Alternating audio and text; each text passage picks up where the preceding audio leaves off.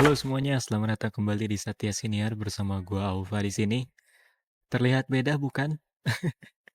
Ya jadi di episode ini gua ngetiknya mumpung pas lagi di luar guys. Jadi sekarang gua lagi ada di cafe dan kepikiran aja gitu buat take di sini.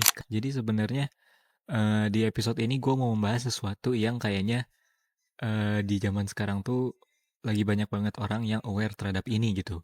Yaitu soal masalah inner child guys. Gua tuh ngelihat dan menyadari di si tatapan anak kecilnya itu kalau mereka itu ya masih polos aja gitu sebagai anak kecil pada umumnya. Kayak itu pula terjadi dengan kita semua kan.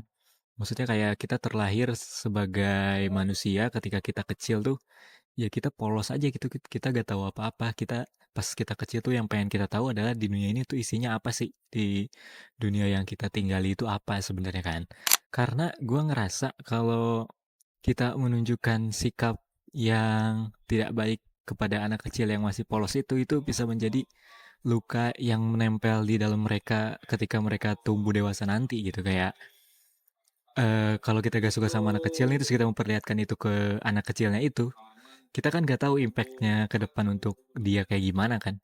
Dan itu yang pengen gua coba perbaiki dari diri gue juga sih. Maksudnya kayak kalau nantinya gue ketemu anak kecil lagi, sebisa mungkin gue memperlihatkan sikap yang baik aja kepada dia gitu. Walaupun gue merasa risih atau terganggu ya.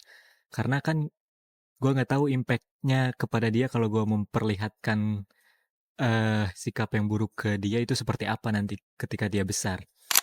Ada beberapa hal dalam diri gue yang gue ngerasa ini adalah munculnya dari luka ketika waktu gue kecil gitu. Jadi gue ngerasa juga punya inner child. Kita mungkin mungkin semua orang punya kali ya inner child masing-masing ataupun ada juga yang nggak punya kali ya. Gue nggak tahu.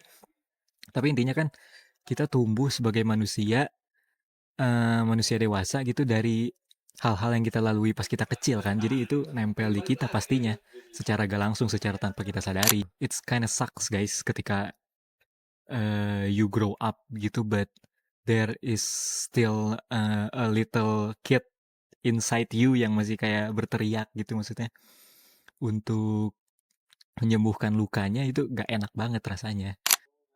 Gue tuh sering banget ya masalah-masalah yang gue alami atau apapun itulah kayak problem yang lagi ada di kepala gue, yang lagi ada di hidup gue, yang lagi gue pikirin tuh kadang ujung-ujungnya kalau di track back balik tuh mengarahnya ya ke apa yang terjadi ketika gue kecil gitu. Kayak